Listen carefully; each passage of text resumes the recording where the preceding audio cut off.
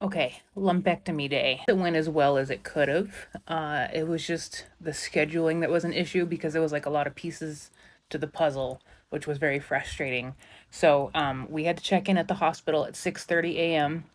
bright and early. That was for the like radioactive injection, which did not feel good.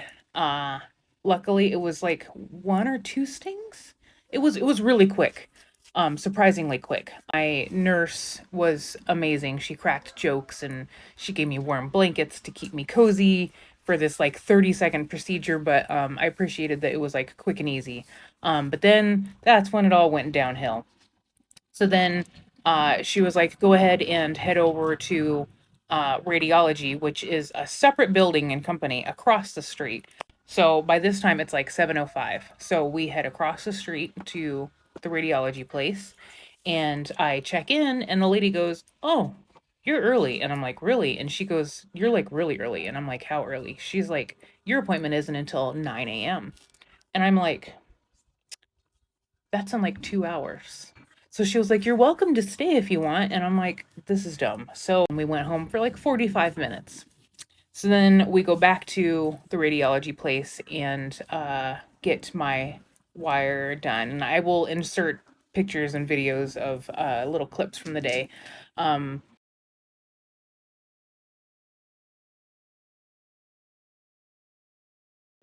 the wire, which is actually what I was most nervous about. So the wire procedure was very smooth. So I changed into the gown like I've done like a gazillion times since my diagnosis in December. And the assistant gave me a blanket, which was nice. And this time I had to sit in front of the mammogram machine, and they um, did the mammogram imaging. And then I was told to turn my head this way, obviously to get my face out of the way of the machine, and also to not watch what is happening because you don't want to look. Um, and so I'm grateful that they gave me numbing injections, and Dr. Stein was great. He numbed as he went. Because initially my surgeon said that more than likely I would not be numbed. Granted, this is not his expertise, so I took that with a grain of salt, but that was rather alarming. So I'm grateful that I was numbed. They would insert the wire and then do a mammogram to confirm that it was in the right place. And then a while I didn't feel a thing. And then I was released to go to the hospital.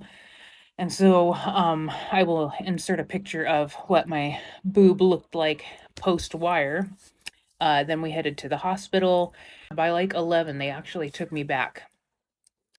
So my husband took the truck and came home, and the poor guy was stressed out and did stress cleaning. It was nice that they were able to access my port instead of having to do like a traditional IV.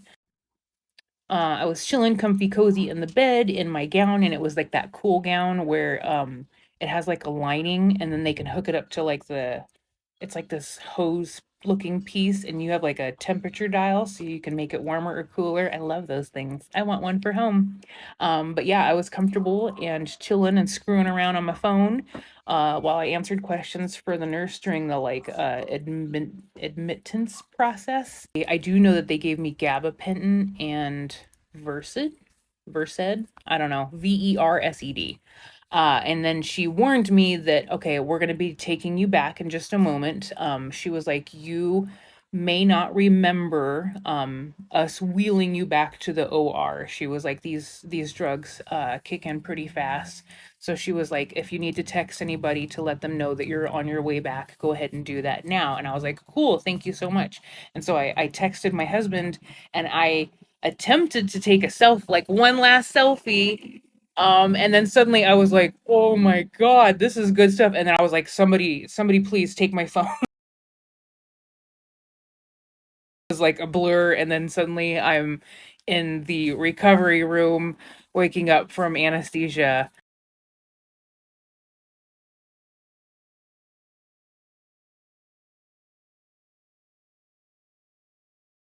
And yeah, that was a long day cuz yeah, it took a while for me to like finally stop feeling groggy.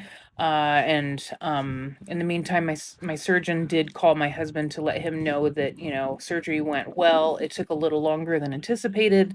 Um, he got all of the tumor out and he took a little extra, which I appreciated because I asked him, please take extra. I want clear margins on the first go if possible. But he said the lymph node samples, he took 3 lymph nodes, I believe. One of my lymph nodes, he said, was disintegrating, like falling apart.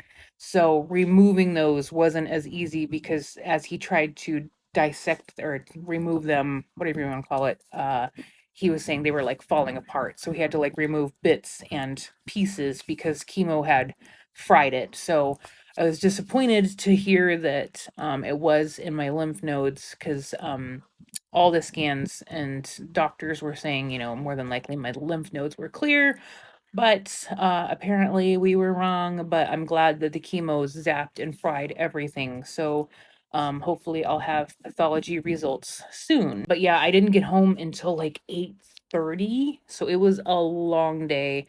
So I feel bad for my husband who was at home just waiting in the dark.